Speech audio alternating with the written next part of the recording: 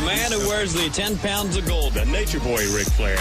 You know, I always like to take this opportunity to talk about myself. The 16-time heavyweight champion has arrived. I've got the style and profile like never before. The greatest talker in the history of the business is behind the mic once again. You're talking to the Rolex wearing, diamond ring wearing, kiss stealing, wheeling dealing, limousine like, jet flying, son of a gun. Woo!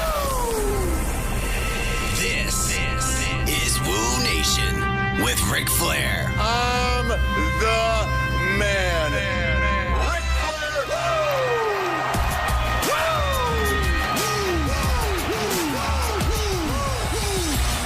Ladies and gentlemen, this is the Nature Boy Ric Flair. Woo! 16 times your world champion, the host of Wooooo Nation, along with my main man, the Seaman, Conrad Thompson, owner of the Conradison, owner of Rolls Royces, on the verge of buying a Bombardier Express plane, having it custom painted with the Wooooo on the side of it, the second wealthiest man in Alabama, an entrepreneur, a lover of many women. Oh, my goodness. Many women. 35 years old, single, handsome, available, multiple credit cards.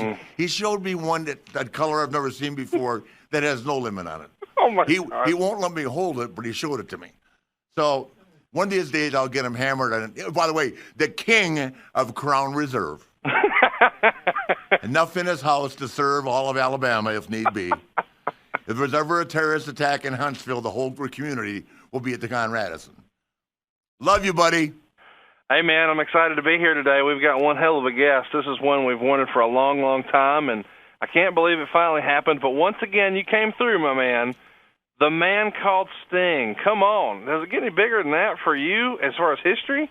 Nope, not at all. I just can't tell you, as I've told you 1,000 times, he's one of those guys that you can go without seeing him for 10 years, but he's such a major part of your life and your career that it's just a wonderful, wonderful opportunity.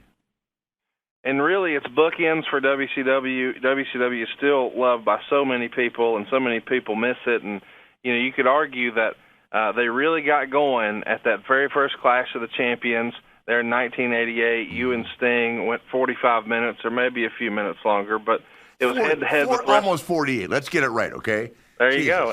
And you made him a superstar that day, and then on the very last Nitro, the match that everybody still remembers, probably the only match people really remember, was you and Sting again. It's bookends on a great time in wrestling from 1988 to 2001, and we've got the other guy, the B-side, the salt, the pepper. Here we go. We've got Sting on Wooooo Nation. It was great. Thank you so much. Stinger, you're the man, buddy. All right, Rick, it's time to talk about MacWeldon.com. Here's the deal. If you've been looking for the perfect holiday gift for somebody in your life who's hard to buy for, you need to give them the best gift of all. It's MacWeldon.com. They're going to look good and feel good. You see, in the past, socks and underwear was like a boring stocking stuffer. Not with Mack Weldon. Now it's a top-of-the-line gift. These Mack Weldon holiday packs are not just a gift that every man needs. It's the gift that every man is excited to get. And they believe in smart design, premium fabrics, and simple shopping. Couple of clicks, boom, it's on your way. Fabrics that are unbelievable. Even the Nature Boy now is fully stacked and packed with Mack Weldon. And man, do the women like that fabric, right, young lady? Isn't that the truth? Every woman wants to be close to a man wearing Mack Weldon. Woo! Woo! If you're ready to style and profile and you want to style and profile like the Nature Boy does, you need to go to MacWeldon.com. You're going to be comfortable, and they've got the best guarantee of all. If you don't like your very first pair, you can keep it, and they'll still refund you, no questions asked. All their products are naturally antimicrobial. What does that mean? You're going to smell good, too. You're going to look good, you're going to smell good, and it's all at MacWeldon.com. They're talking underwear, socks, and shirts. They're going to perform well for whatever you're doing. Maybe you're styling and profiling. Look good, style, and profile. Look it up right now. Go to MacWeldon.com. What are you waiting for? Get 20% off, too, just for listening to Woo Nation. What's the promo code they need to use, Rick? FLAIR, Flair. Woo! MacWeldon.com. All right, Rick, it's time to talk about TuneIn Radio. You see, TuneIn Radio is the one app you need for all things audio. Now with TuneIn Premium, you can listen to every single live NFL game for only $7.99 a month, and you'll get unlimited access to 40,000 audiobooks and commercial-free music, all for one low price. That's TuneIn Premium. For all the audio you want for $7.99. Woo! Ladies and gentlemen, today, and I've been doing this for 7 months, and I've had some outstanding guests, and I've been privileged to interview some really high-class, high-quality people, but I'll have to say and go on record that my guest today is the most high-profile and one of the greatest talents in the history of our great sport of professional wrestling, the legendary Sting, who finally came to the WWE after me asking him to for 20 years. That's the truth. How you doing, man?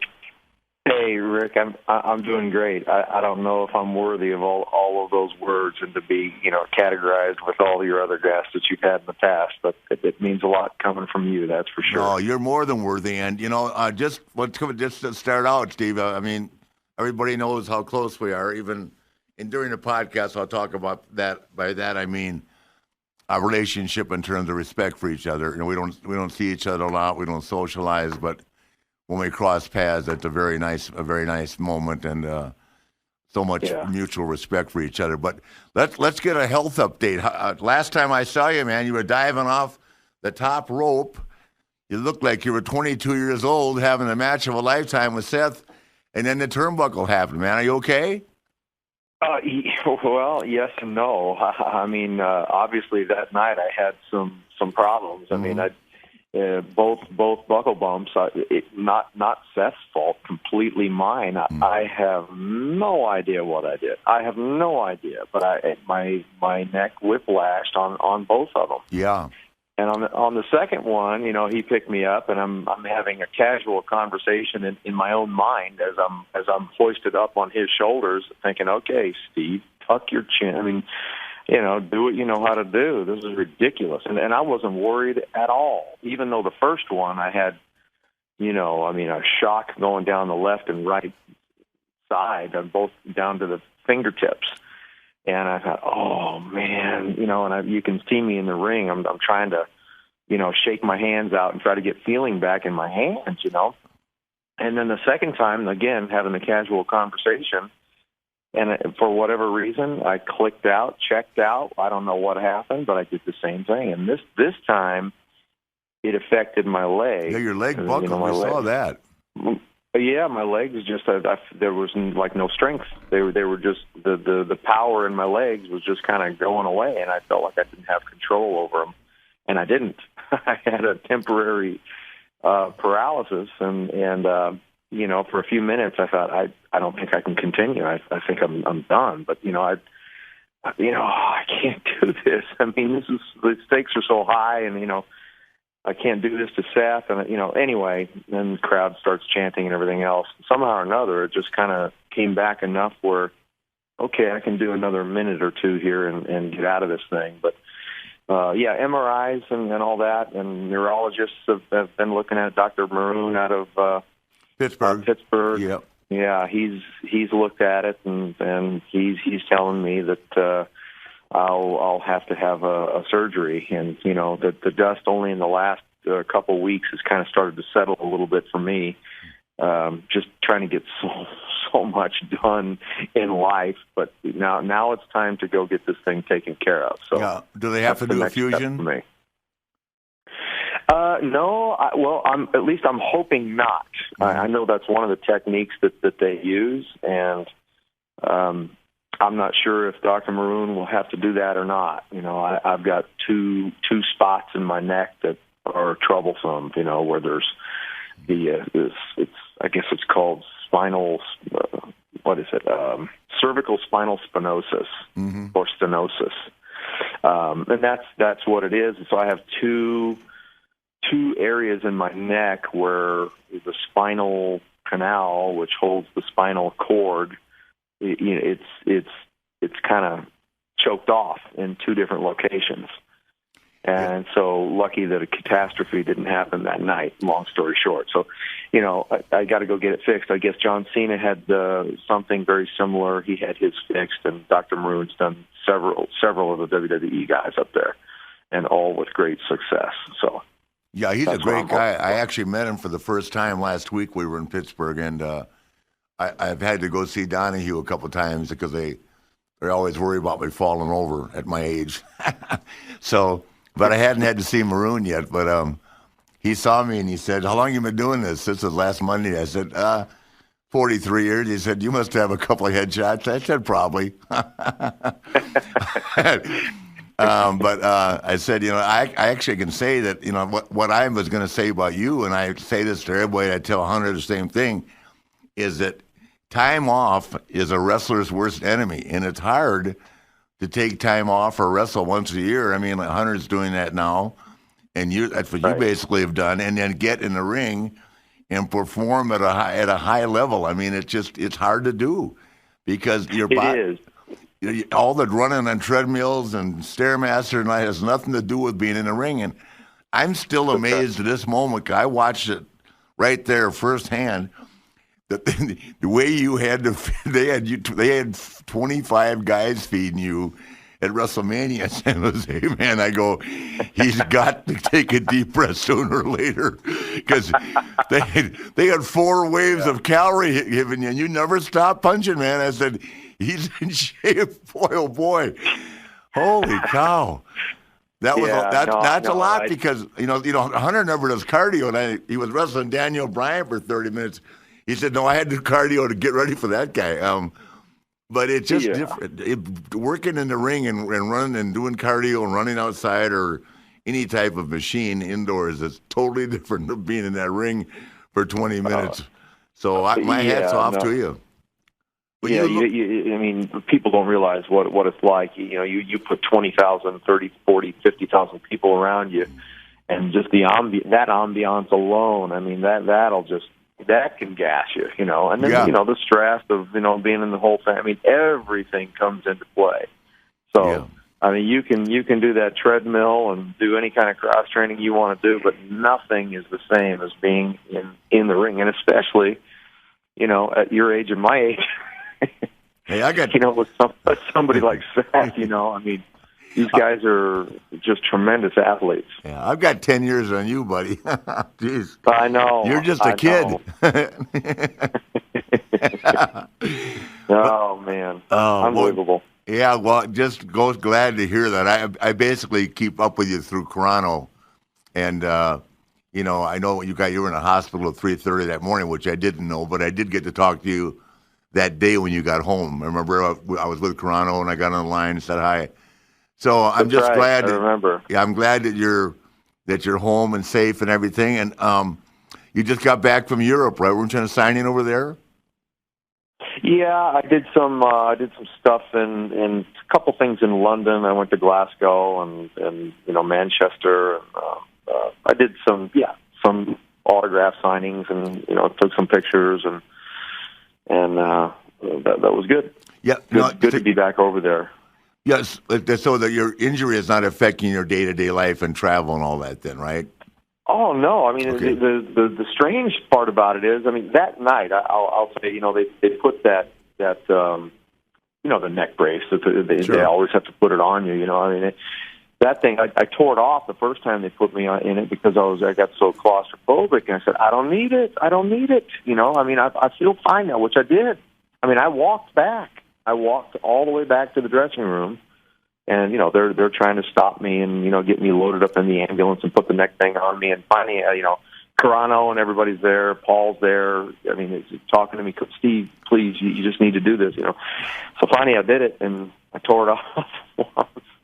They put it back on, but there's where the pain I was in pain that night. I mean, it was the spasms or whatever it was, swelling, I don't know, but man, it was intense, Rick. Yeah, I can imagine. It stayed really, really just tight, and down into my left trap and down, the left side a lot, and it just kind of an aggravating dull ache is what it turned into. But it was strong enough that night that they were pumping me full of pain medication and all that just to get me into the MRI and do that whole deal. But the funny thing is, I feel normal. I mean, I don't feel any, aside from an occasional, at night when I sleep or sitting in a car or sitting down for too long, or if I'm standing in one spot for too long, these kind of things bother me. It's like gravity just is not my friend. Otherwise, I mean, I feel normal. I can stay in the gym. I can function absolutely normal. So, well, that's great news. So, I just had to start there. We got so much to talk about, but I wanted to make sure that you're feeling well. And I've kept track of the chrono.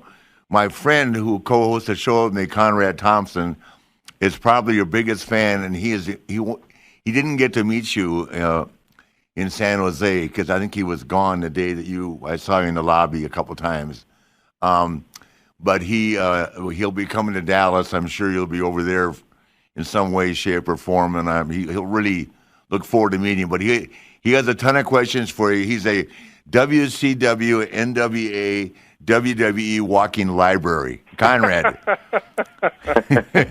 I'll give you to the stinger. Go ahead, Conrad. Well, I don't know about that. It is a great honor to speak to you, sir, and you're clearly our most requested guest, so we appreciate you taking time to speak with us today. Well, I'm glad to be here. Thanks for having me. Well, I guess, what everybody wants to talk about is, more about your and Ric's history, and although a lot of folks want us to talk about the Clash of the Champions and the Great American Bash and all that, but where did this all get started? Where did you guys first meet? Rick and I, we met,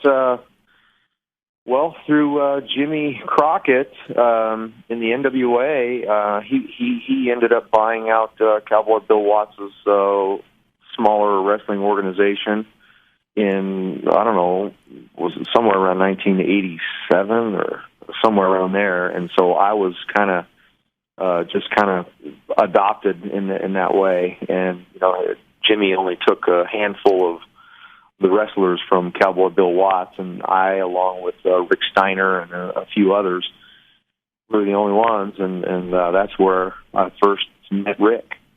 Yeah, what year would that have been, Conrad, when they bought out Mid-South?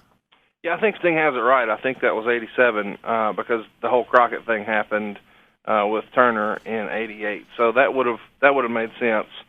When you were one of the guys who were selected to come over, what was your impression of how Crockett was different from maybe the way Watts had run his territory? Well, it just seemed like we had hit the big time. I realized how lucky I was, at that point. A lot of the guys just found themselves without a job, and we knew about the NWA, and we knew about Ric Flair, and we knew about Dusty Rhodes and the Road Warriors and Midnight Express, and we knew about all these guys, and looked up to them, and we always wanted to get in there and rub shoulders with them and somehow or another get to that level. So for me, it was like I'd hit the big time. This is it. Okay, I've arrived now, and now I got to make the most of it. And at the time, well, you did, man. You the day you walked in that door, I looked at you and said, I looked at Crockett and said, "There's dollar signs written all over this guy. Handsome, blonde, painted. Let's do it." God. Yeah. What an impression you made. Well, yeah. I was given opportunity. It doesn't mean that I didn't work hard to get there. I did. I paid dues and worked hard, and I was respectful to the guys that were above me and before me, and kind of listened and learned instead of so many of them over the years, Rick. You saw it over and over and over again. Yeah. They just can't keep their mouths shut and always want to do it their own way and not even know what they're really even talking about. And so for me, that's just the way I did it. And The next thing you know, you're in this big program with Ronnie Garvin and the big build-up, and we go to Detroit, and I can't remember if it was Joe Louis or Cobo, one of the Joe two. Louis, yeah. Joe Louis, yeah, $110,000 gate, which was huge for the NWA then, and Ronnie wins the title. We come back there less than 30 days later and to a $10,000 house. And so they put the belt back on you, and now they want to put it back. They want you to have a program with, I can't remember if it was Ricky Morton or somebody, but Ricky got hurt. Whoever it was got hurt, so there was no opponent for you. And this was when Dusty and maybe you were in it as well said, I want to put you with Rick. That was where the door opened for me right there. All right, Rick, let's talk about TuneIn Radio. Now, here's the thing. The TuneIn Radio app is all you need for all things audio. Now with TuneIn Premium, you can listen to every single NFL game for only $7.99 a month, and you're going to get unlimited access to 40,000 audiobooks and commercial-free music, all for one low price. That's TuneIn Premium. All the audio you want for $7.99 a month. Woo! Welcome to Play It, a new podcast network featuring radio and TV personalities talking business, sports, tech, entertainment, and more. Play it at play.it. Well, let me just go back to what you said about working hard. But I know for a fact, because we were married for a couple of years, you wrestled at least 30 minutes every night, 7 days a week, sometimes twice on Saturday and twice on Sunday. So I know how hard you worked because I was with you. That's right. We had the best routine, but I tell you, it couldn't have been too difficult wrestling the world's greatest athlete, right? Oh, man. That trot around the ring and trying to cover my face. Oh, Conrad, I used to get in the ring, hit the ropes, and say, here's the world's greatest athlete. He'd have to put his hand over his mouth to start laughing. Oh, I also remember the first time working for you, and I had the first house show we did, and you put me through 30 minutes, and I came back blue. I about passed out, remember? And the next day, I was doing step-ups with Paul Ellering. Yeah. It's funny, too, because, Steve, I'm not saying this by any way demeaning. You weren't a guy that partied a lot. You know what I mean? You just stayed focused, and you were, real family-orientated, and I said, this guy's just a machine. And I kept saying to myself, because I kidded Steve, I said, how do you just not release, man? You can't do this. Maybe you haven't been doing it long enough. You're going to have to find some vehicle of recreation after this because it's a long night every night. Yeah. Well, you wore me down, Rick. I tried, but I mean... You ended up wearing me down, that's for sure. Everybody did, so... Well, the thing of it is like the thing that's really cool, and there's a few people I can say this about, but I hadn't seen Sting, Conrad, in 10 or 11 years, and I knew he was at TNA, and I'd watched him on TV, but I don't even think we'd communicated. I don't know if I had his number. I did at one time, but you know how there's a relationship with someone that is so special that I couldn't wait to get to TNA, but not because I was going with Hulk and all that, but I was going to get to see. I really like Kurt Angle a lot, as you know, Steve, and of course I love Sting. And man, there we were back there at the set, and he walked to the door, and it was like we never lost a beat. And then, of course, they put us in the same dressing room, and I drove him crazy for 2 years. Yeah, no, that was awesome. Yeah, it was a good reunion. I was glad to have you back, and I had so many on that. I don't know about you, but I had so many of the younger guys there who approached me later and said, "It was unbelievable to see you and Rick shake hands and hug each other." Everybody thought that was so cool. Well, it's funny. It's very cool. I mean, it's so awesome to look back on your career, and I've been fortunate enough to have that with, I think, pretty much the same relationship with Steamboat that I have with you. But also later in life, I had it with Sean and Hunter. You know what I mean? I got to wrestle them a lot before I retired, and obviously Sean at that last night in Orlando. But the thing for me, what makes you a little different is you were able to walk away from it. Man, the minute I retired, I was lost the next day. To this day, Steve, and I'm with Wendy. She'll tell you, I get up and drive my car 100 miles in the morning and drink 2 cups of coffee before I go to the gym, just because I'm not used to it. I mean, I still can't. I can't get it out of my blood. I'm not used to this laying around. I can't watch TV. I mean, unless it's LeBron James or football, I'm lost. Right. And so it's just funny, but you were able to walk away and find peace, and then of course, how long were you off? How long did you take off after our match at Club La Villa, the closing night? You and I were both saying, "Thank God this is over." WCW. Oh yeah, no. First of all, that was a pretty emotional night for me. Oh, me too. I saw my life pass, before my eyes, and here I am wrestling once again, Ric, and gosh, the flash of all the years before that, and all the matches and then all of a sudden it's like, what's going on? I mean, it's just surreal. Just like, what is happening here? And pretty emotional night for me. And what was the first part of you were looking for something else there, but I just got caught up in that moment because it was. Yes, I was like you, like, okay, let's get out of here. No, I was saying that I vehemently argued with Vince. I wasn't in shape to wrestle. Right, I wore a T-shirt, and I had just let Bischoff shave my head. I had a crew cut, right? I mean, I had your hair from before. Does that make sense? Right. With the spike? Yeah. And I had a T-shirt because I was so fat. And you just had shoulder surgery, right? Or something like that? I don't remember now. You've been off with an injury too, but Vince insisted. No, it was my elbow. That's right. Both of my elbows, yeah. Yeah, you had been out too, but he insisted. I mean, I argued with Shane McMahon all day. I said, Sting and I aren't ready. Why can't we be remembered for what we were? Because this won't be anything like it tonight. Right. Because I said, Steve, can you press slam me? He said, no, the elbows aren't doing it.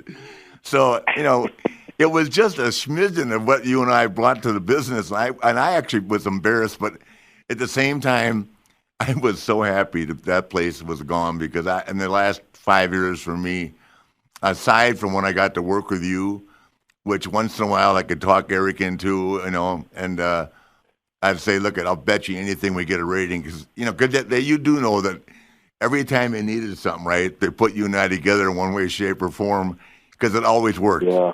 And it was never an argument. It wasn't about who won or lost. It was just, it is what it was. So, yeah, and you're right about that. And I do remember, at least for a second, I thought I remembered gosh, my mind is going everywhere right now. Oh, what did I do? That was the question. What did I do afterward? It was or how long was it? It was close to 5 years. Before you went to TNA? Yeah. Yeah. I mean, I went to New Zealand, I went to Korea, I went to Australia, I went to the UK, a few little trips. I did some third-party stuff here and there, but very little over about a 5-year period. You mean wrestling over there or just doing appearances? Wrestling. Oh, cool. Okay, good.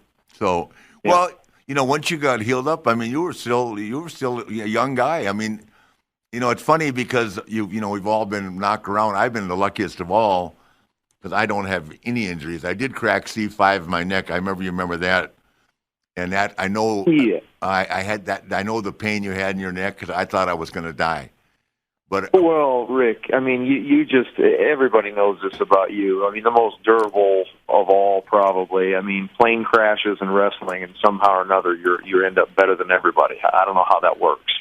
How does somebody survive a plane crash, Yeah, well, let me tell you, working with guys like you made it easy because I'm telling you, I would rather take a press slam from you, a suplex off the top rope, anything like that, than some of the stuff I had to do with Bruiser Brody and Stan Hansen. Are you kidding me? Please give me Sting. I don't care. He can press. We had a routine down. And you know what? People can say how they did the same thing every night. The people never stopped, man. I mean, figure four, beat in your chest, turn it over.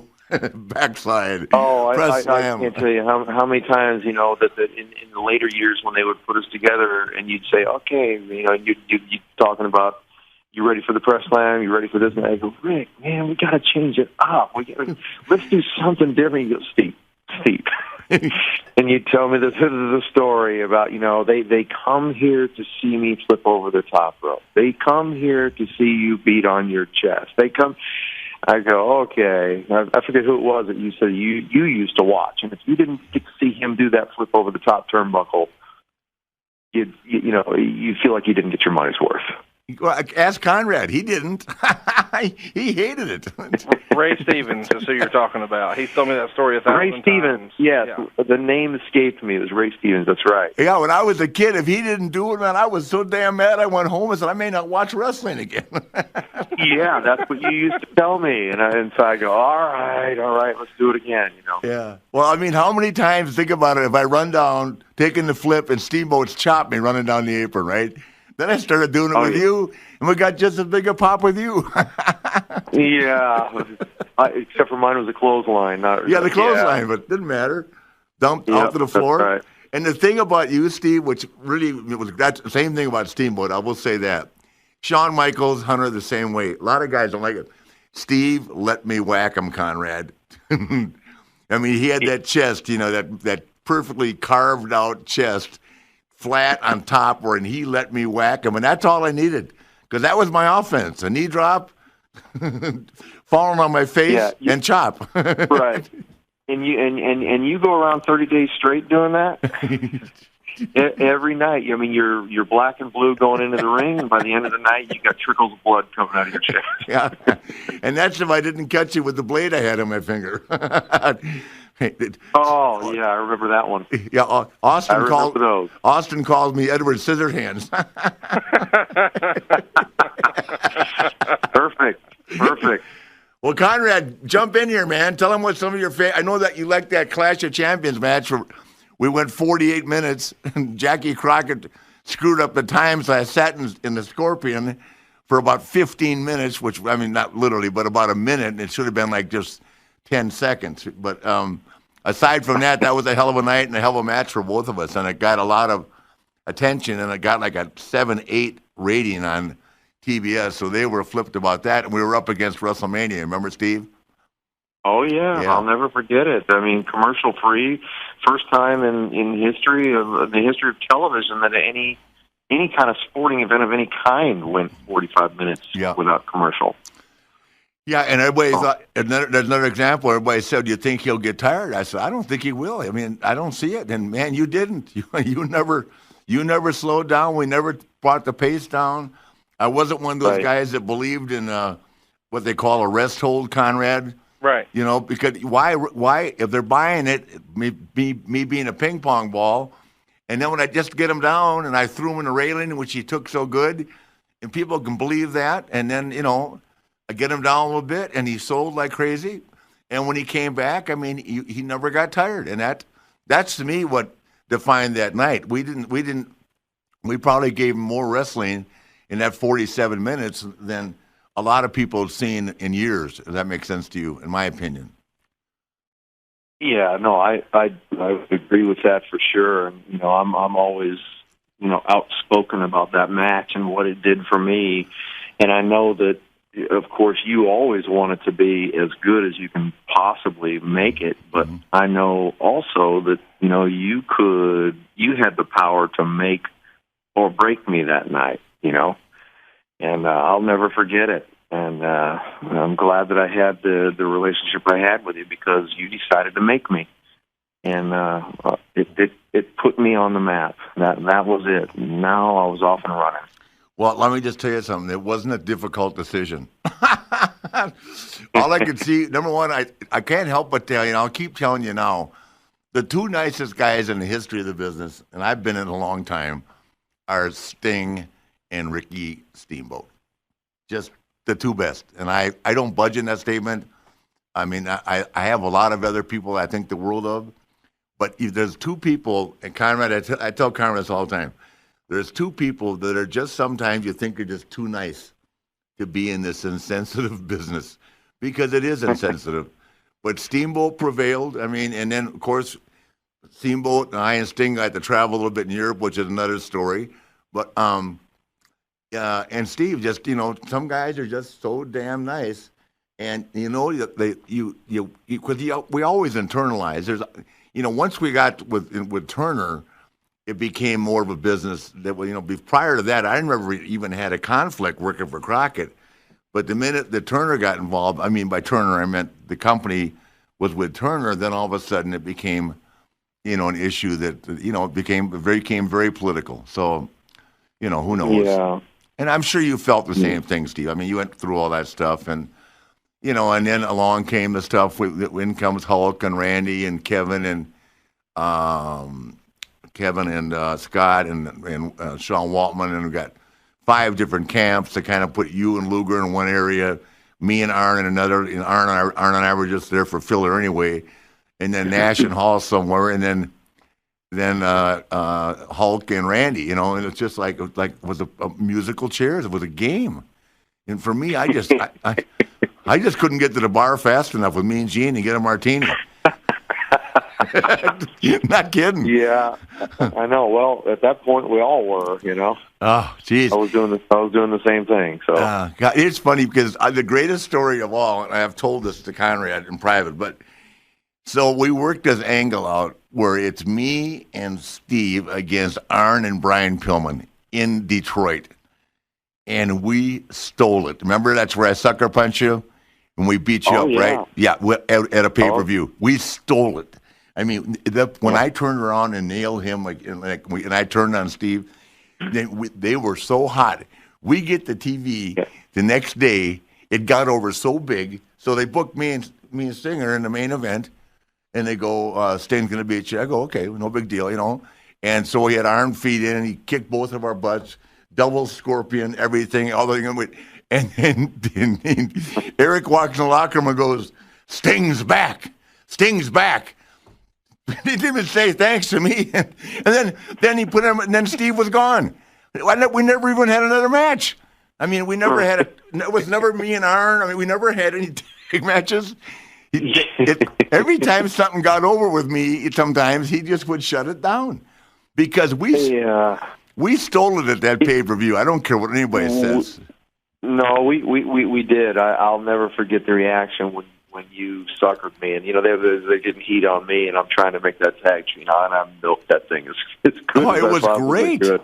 Everybody thought we were together. By the time you did that, it was very similar to me to the Corpus Christi.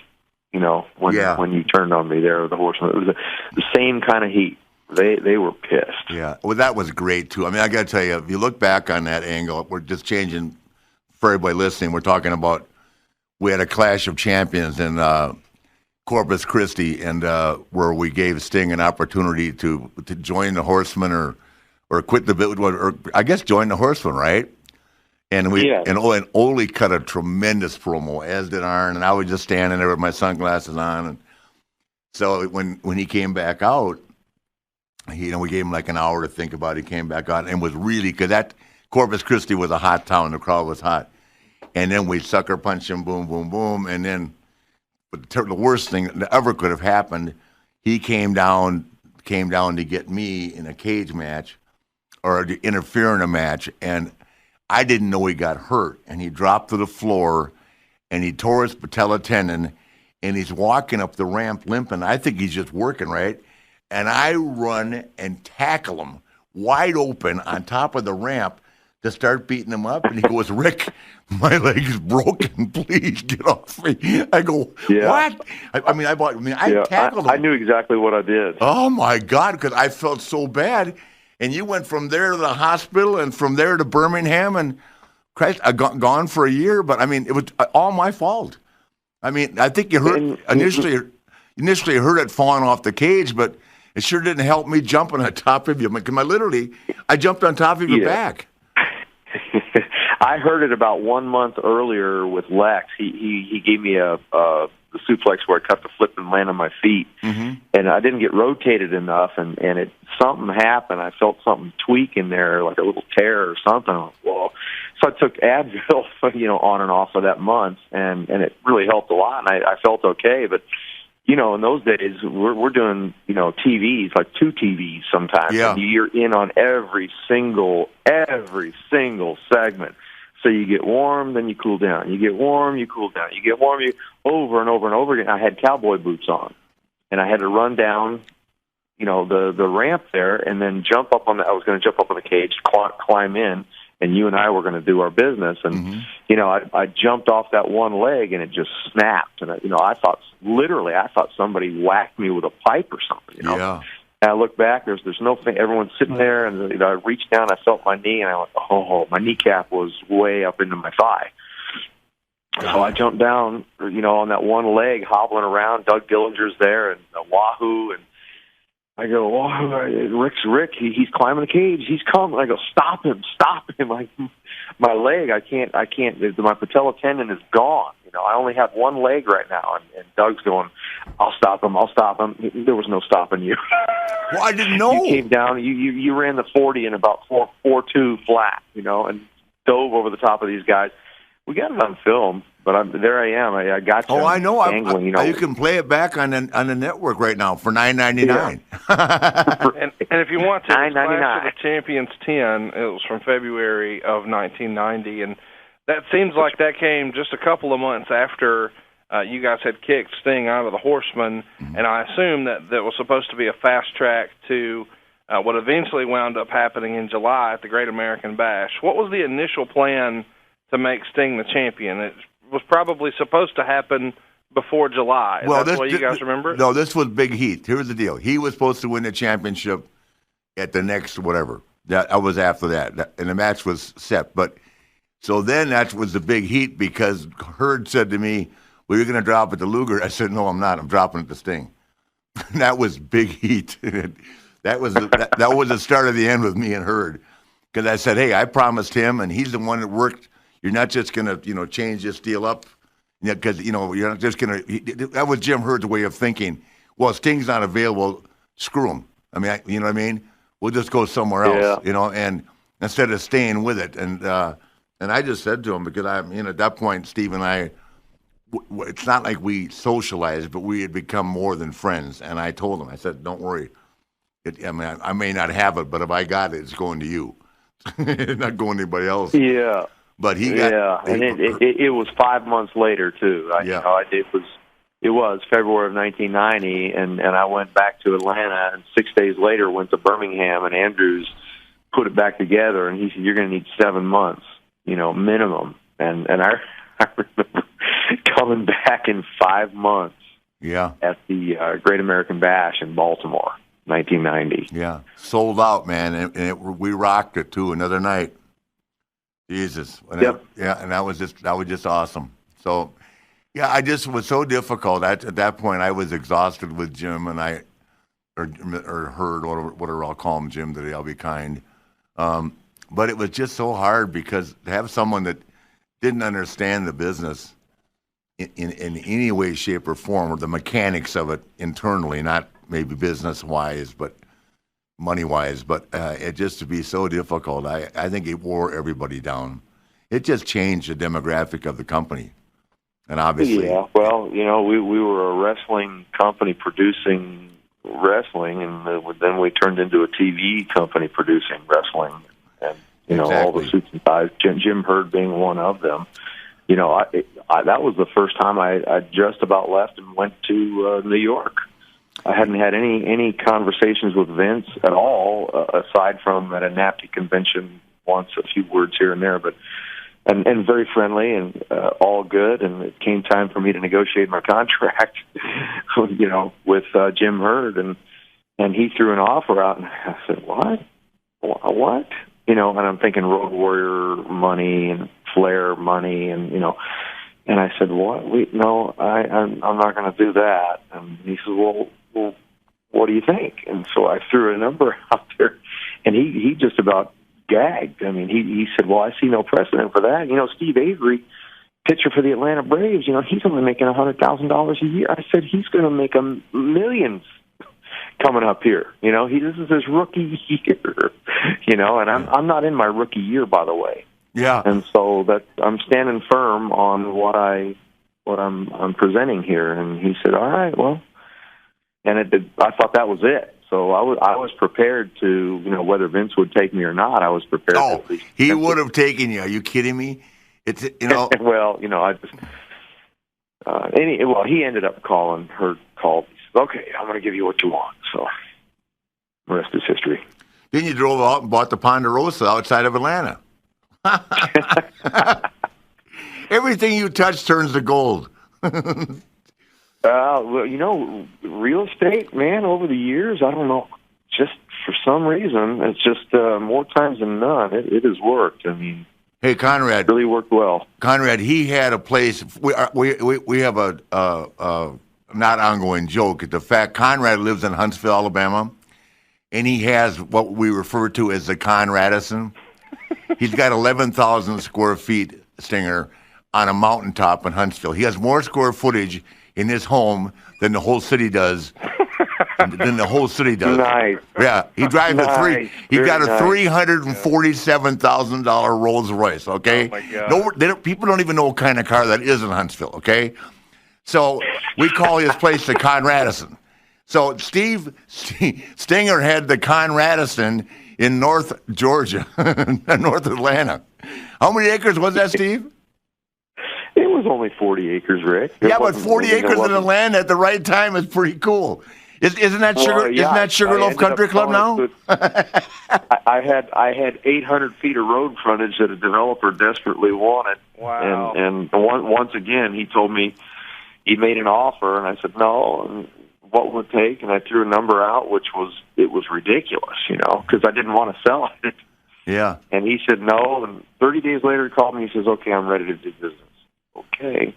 Yeah, now that is known as Sugarloaf Country Club. Right. He had that much property, Conrad. It was ridiculous. Oh boy! But you bought it at the right time. What can you say? That's right. Yeah. That's right.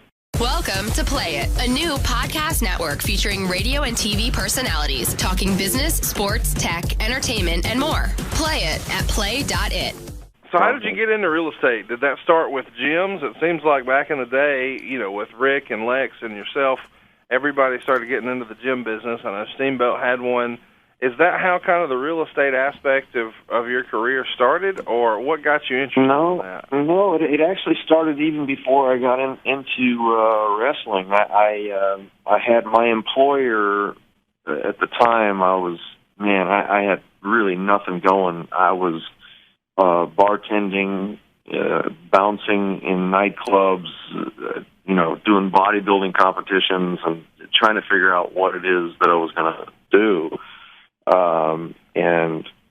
Hold on a second.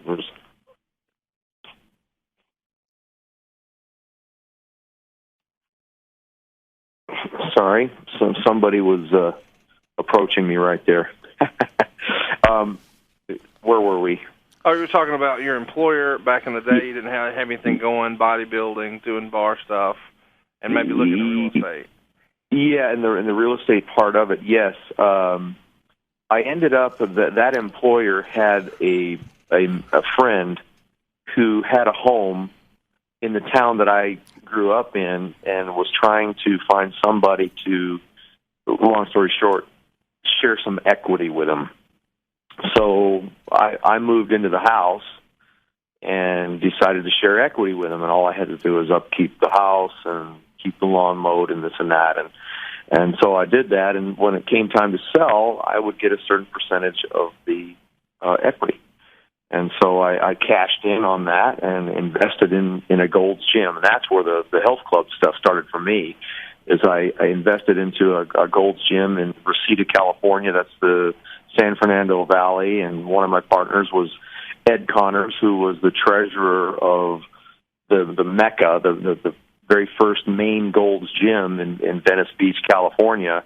And so real estate and the health club business, it all kind of happened right around the same time, but real estate was always something that I was interested in. I have no idea why. It started out with homes, and then it turned into just dirt, just land. And, I've done a few 1031 exchanges that very successful, and, God just blessed each one. Could you break that down for me? I know you and Conrad are having a private conversation. What in the hell is a 1031?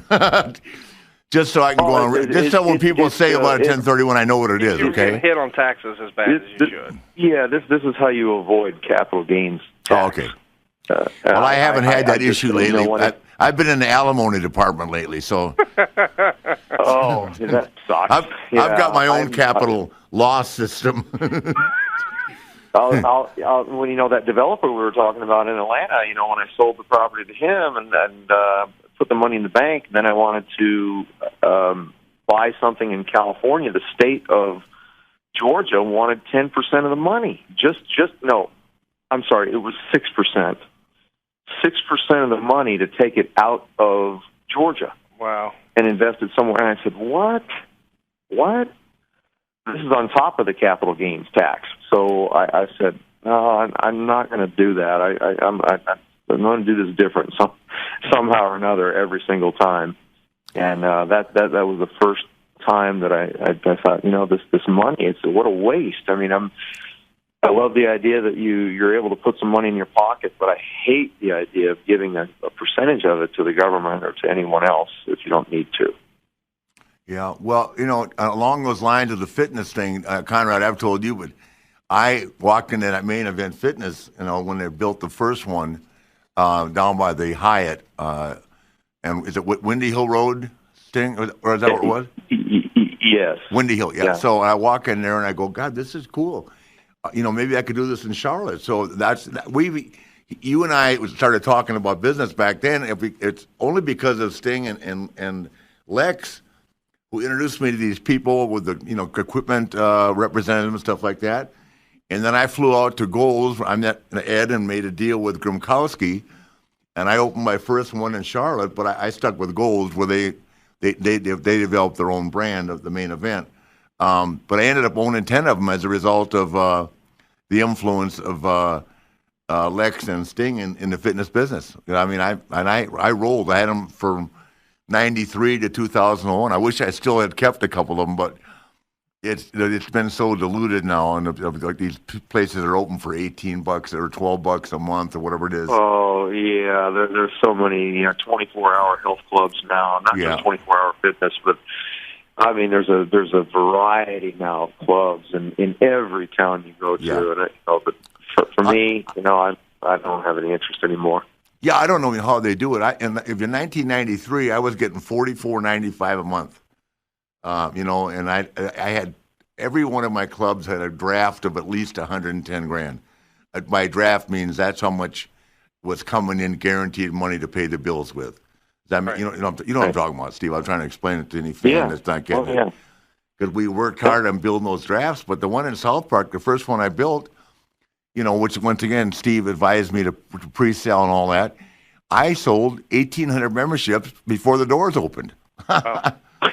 Yeah, I mean, it took about 3 months to build it out and all that, and get the upfit, and then bring the equipment in. And the day I was supposed to open, the equipment was late, but it came in, and the guys stayed all night long. And I opened up the next day, and I opened up in January, and did as if you're in the fitness business, January, February, March, and April are your killer months because of the New Year's resolution that wears off. But I did like 500 memberships in January. I thought, this is insanity, and I was making money. Making money in less than 6 months.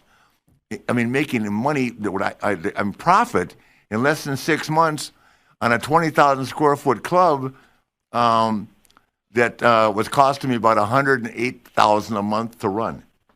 I started making money, and that's pretty much unheard of. And then I opened up 3 more in Charlotte, and all of them I just covered my bases because they took off like crazy. I had 20 when I sold them in Charlotte. The 4 clubs, I had 27,000 members. Wow. Yeah. But keep in mind, in Charlotte, the Y's, everything, the Harris Y, 2 miles from my South Park club, had 34,000 members, one YMCA.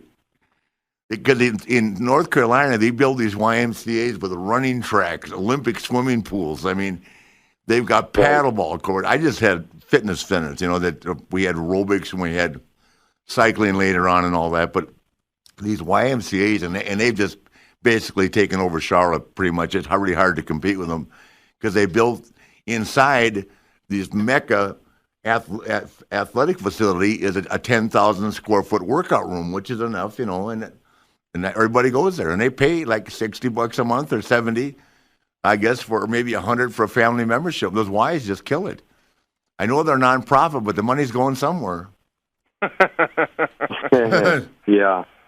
Back in the 80s, that 80s and part of the 90s, I suppose. That was the time to open these clubs and try to cash in, And now there's just too many. Oh, for sure. And I don't know how they build a draft. How do you build a draft on $18 a month? These LA Fitnesses are all over Atlanta now, and I mean, they're decent, but they're nothing in the caliber of your place when you guys were first opening. And then I don't think any of them were as nice as the gyms I had in Charlotte or throughout the state of North Carolina. But they do business. But what $18 a month we charge?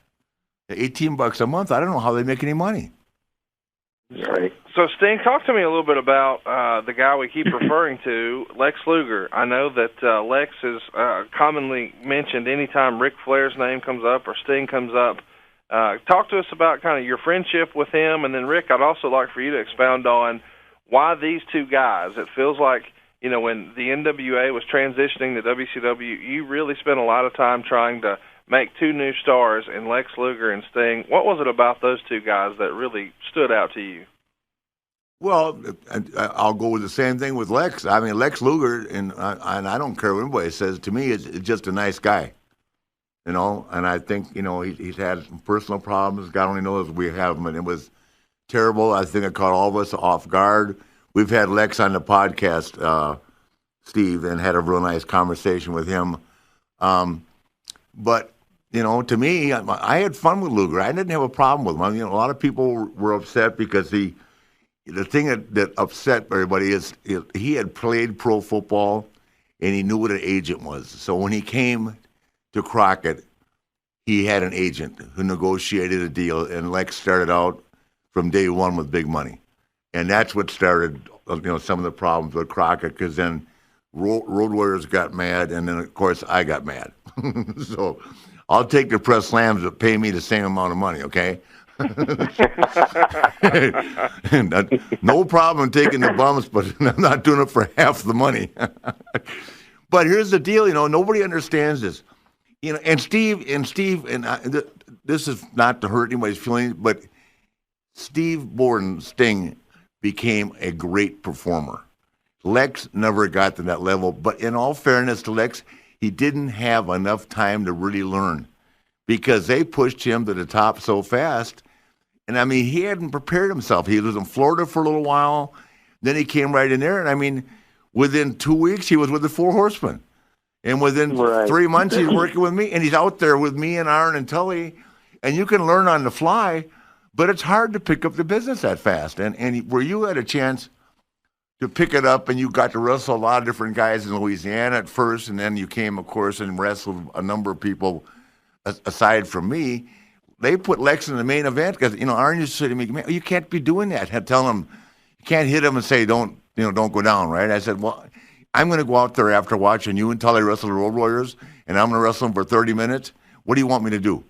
He didn't have an opportunity to learn. It wasn't like I was going out there with you or Steamboat. And in all fairness to him, he didn't have an opportunity to just take time to learn the business. I mean, he was in it and running wide open. Would you agree with that, Steve? Oh, absolutely. I mean, you're right. I was, I learned on the road, and I learned every single night. I learned in the cow palaces. I mean, walking through, cow crap to get to the ring. I slept in my car, and I wrestled in front of a couple hundred people in high school auditoriums. I mean, I did all that. You learn the business, you learn the psychology, you learn timing, you learn how to adapt to different wrestlers. You gotta. And so I had that opportunity. And you're right. He didn't. He was thrown right into the very, very top, and of course, looking like the Adonis that he was. Yeah, I mean, it was hard. It was hard not to put him in there. I mean, one of the greatest physiques in pro wrestling history, really. And he was smart, and he was athletic. So, very athletic. It know, wasn't that. It's just wrestling sometimes requires more than being an athlete. But at that time, he and Kerry Von Erich had the best physiques in the business. And I'm saying that Steve, you had a great physique, so did Steamboat. But Luger and Kerry Von Erich were just in a different place. They were set apart. Yeah, Lex. I used to check in a hotel with Lex sometimes. We'd be watching TV, not humbling, just say for a day while we're waiting to go to the arena. And he'd be sitting there on the floor watching TV doing crunches. I said, you're wearing me out, man. Stop. It's okay. But I tell you, it did take me a couple of weeks or a couple of months, but I did crack Luger. I had him on the vodka cranberries. Didn't take him long. You're right. Oh, man, I know. I remember those days for sure with him. He loved the vodka cranberry. Oh, yeah. Absolutely. He'd get out of the car and open the trunk and put some baby oil on the guns and walk into the bar. Didn't take him long. Yeah, that's right. Much to the dismay of Pegaroo. She doesn't even talk to me. I saw her the other day. he would have getting back to Lex, and you said you didn't have problems with him and all. I know that many people did, and when I first met him, he seemed I don't and looking back now, I think he felt threatened. It was a competitive thing. And I had it toward him as well, because here we are the same age and kind of the same generation, and we're both trying to make it. I wanted to try to get where he was, so he had the start. He jumped the gun. He was a step ahead or two steps ahead of me by far, but we both wanted the same thing, and so it was a little awkward for us in the very beginning. But ultimately, we ended up kind of hitting it off, because he realized that I came out of this bodybuilding world, and he didn't really even know how to eat properly. He knew to eat a lot of protein and all that, but to really get him fine tuned and dialed in and lean and all, I told him how to eat, and I helped him in the training aspect of things as well. He was just throwing a lot of weight around in the beginning. Yeah, I remember, because you actually studied that. Because you've always been, that's another thing which is totally unrelated to wrestling, but you've always been real careful with your diet. I've noticed that for years, and you don't drink beer and stuff like that, so. Not so careful anymore, but I tried to, but I got Lex going on the egg whites and, the grilled chicken breast and all that, and told him how to order inside of a restaurant, and whatever's on the menu, but just get a plain grilled chicken breast. Yeah. And get some rice on the side. Get a little pasta maybe on the side with your veggies, So he appreciated that, and we ended up in the cockpit of the car traveling from town to town, and then became business owners and pretty close friends over the years. And then we drifted apart because of his lifestyle and my lifestyle. And then his life completely changed, which I'm sure he told you all about. Absolutely. He got saved, gave his life to Jesus Christ, and he's just a completely transformed person. Same thing happened to me in 1998, and so this is what kind of kept us alive, literally alive. So, yeah. Well, let me tell you, there's nothing wrong with that, and I'm on board with you totally. I'm not going to say that I go to church all the time and all that, but sometimes you got to look at it for what it is, and you have a high spot in your life that changes your life, which I certainly did, and Steve, you were there. But that makes you think about everything that you've ever done. And sometimes I look back and think, people say, what are you going to be remembered as? Do you think you'll be remembered as the greatest wrestler? And I know, well, I don't know, but I don't think I'll be remembered as the greatest father. Not because I didn't care, not because I didn't try and spend a lot of time, but I was pretty focused on being Ric Flair, and sometimes that got out of control. And I'm the first to admit it. I say it now, but I don't know if I hadn't gone out and had fun. I didn't do any drugs. That was never the issue. But I entertained myself, and it depended on what city it was in and how late. So, but I got up and went to work. I didn't take time off, and I was making really good money, and everybody got taken care of. But everybody's got something that changes, and Wendy has ridden that out with me. You know what I mean? So it's all worked out good. But I know what you're saying, and the thing with Lex. I mean, you and I were in Macon with TNA, and we hadn't seen Lex in a while, and he came down. I think you and him drove down together from Atlanta. Remember? Because I hadn't seen him in years. Yes. Do you remember that? That was about 4 years ago. He came down, and we did TV in Macon. Yep. And he came down with you, and I hadn't seen him in a long time. But gosh, he's really had some physical issues too. My God, it's terrible. That thing that he explained about that plane ride with the neck and all that. That's just horrible. But he seems to be doing better. He's living with Nikita Koloff now. Did you know that? I didn't know he was living with him. No. Yeah. I just got a wedding invitation to Nikita's wedding. He's going to get married January 9th out in Seal Beach, California. Nikita is? Yeah. Oh, cool. He lives in Concord with Lex right now. Well, I didn't know they were living together. I mean, Nick will shoot me a text here and there, and I'll shoot him one every now and then. But Lex, I pretty much stay in contact with him, every, I don't know, once a month or so. We're talking back and forth, and so. But I didn't know that they were living together. That's amazing. That's good. I mean, I know Nick is getting ready to be married, so I don't know what will happen at that point. But as a matter of fact, Lex let me put it like this. Text message.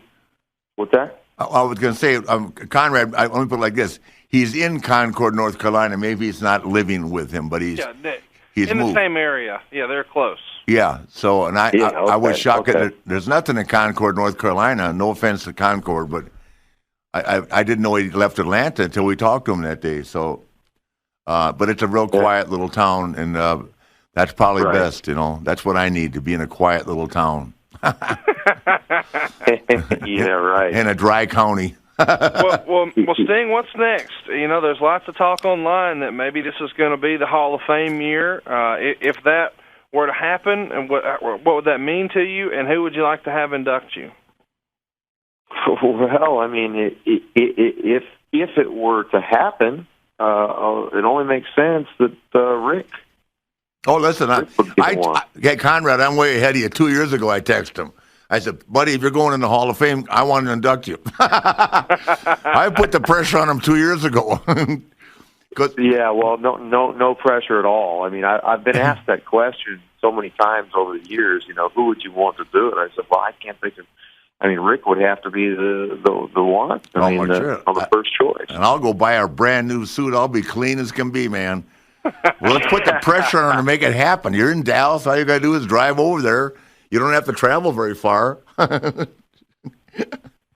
So, here's the question I have. I don't know what's going to happen for sure. So we'll just have to wait and see. No, I know they're always tight-lipped about that, but it would be a great honor, and it's going to happen sooner or later. I mean, I would assume that's a given, but they're very tight-lipped about it, which makes it very cool. But you certainly deserve it, and God, I mean, I'm so happy, and I know I repeat this. I've said it on many podcasts, that you finally connected with the WWE, because God only knows. I mean, I say this all the time, and I don't mean everybody thinks I'm attacking somebody, but if you had gone to WWE at the same time Hulk Hogan had gone, there would have been no Hulk Hogan.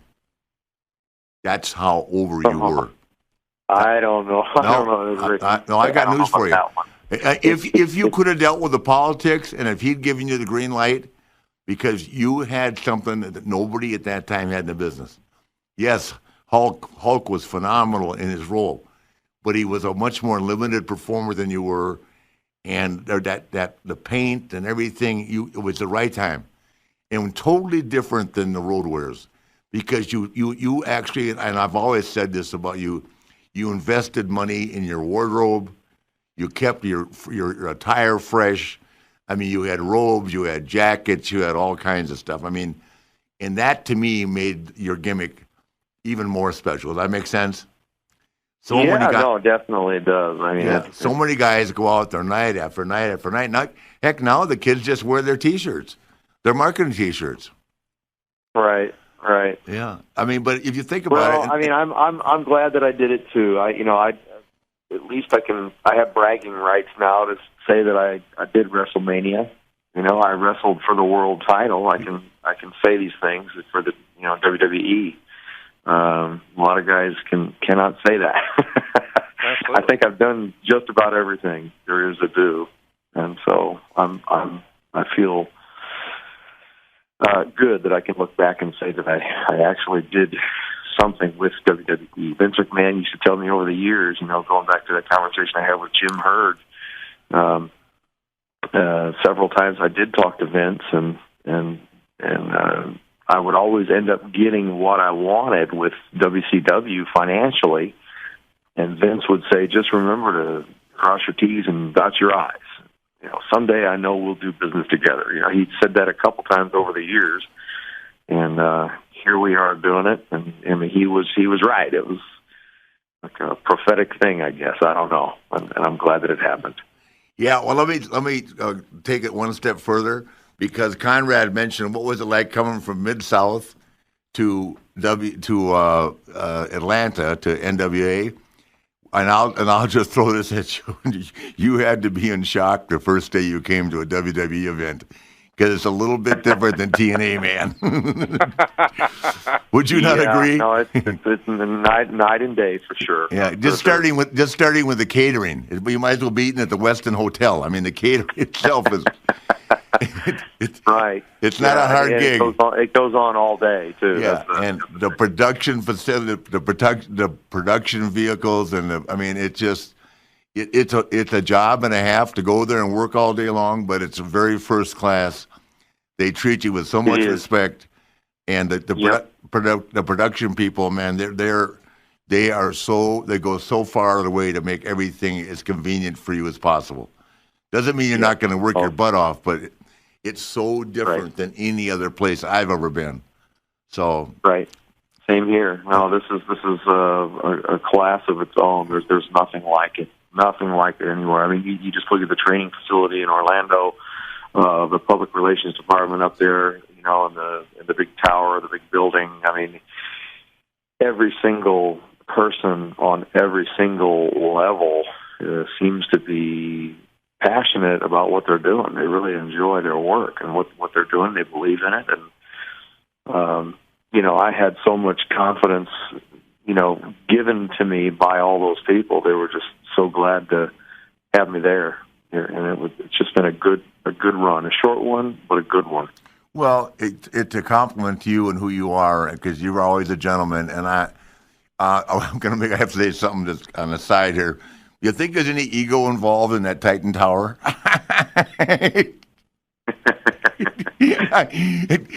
You think it's got enough decorations around it? It is a sight to behold, for sure. Yeah, it's like his airplane, man. I landed in Charleston yesterday, and he was in ahead. And they got G5, G4s, all kinds of planes, and here's this red and black monster with a big W on the tail. He's got that new Bombardier Man Express. Holy cow. I mean, I just love it. And the guy, I was talking to a pilot that flies another Bombardier at the hotel, and he said, "Is that thing as nice on the inside as it is on the outside?" I said, "You wouldn't believe it.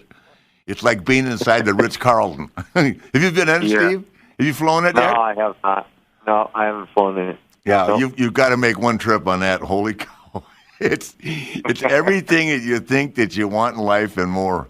Yeah, they offered to put me on it the night I got hurt. Or the next day. They were going to, either that night or the next morning, they were going to do Raw, and they wanted me to be on Raw. Obviously, that wasn't going to happen, but that would have been my opportunity to get on it. Well, here's the deal. We're going to let you go. I appreciate you doing this, and let me tell you something. I got one more press slam left to me, and I'm sure you got one more left than you. Somewhere down the line, man. Absolutely. Get that neck fixed. Okay? Yeah, no, I will. I'm going to. If nothing else, I can still climb up on the top rope. You just slam me off it and give me a splash. Very good. Very good. Take care, man. I love you, Steve. Thank you so much, sir. All the respect in the world to you. Rick. Hey, let me tell you one more thing, guys. So about 2 years ago, which I tell everybody this story because I sent a picture around the country. I get a text from Sting. He said, "Hey, my son is staying with the Kentucky football team and where you're at." And I said, "Would you want to meet him?" I said, "Yeah." So I walk out in the lobby, and I'm looking around, and I mean the spitting image. Here's this 6'5", handsome as can be, chiseled kid, 250, Steve? He's 240, but man, he's 242-ish. Yeah. So I take a picture with him and all that, and I send it to Hunter, and I go, "Guess who this is?" And Hunter goes, "I have no idea." And I go, "It's Sting's son. He's at Kentucky."